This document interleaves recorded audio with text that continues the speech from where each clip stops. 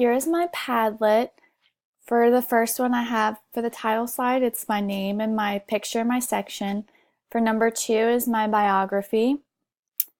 And number 3 was our name tent that we did. Number 4 is the goals and objectives. Number 5 was our Sure Keynote activity. Number 6 was the Poplet activity. Number 7 was describing the graphic organizers of Wordle and Bubble.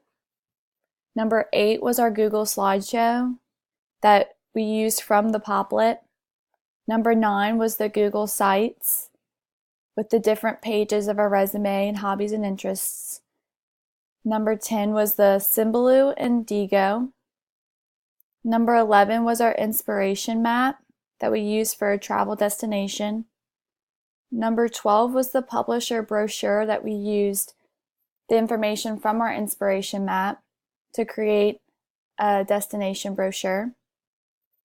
Number 13 was the Google activity and what kind of the apps that we liked, such as the Tammy Worcester.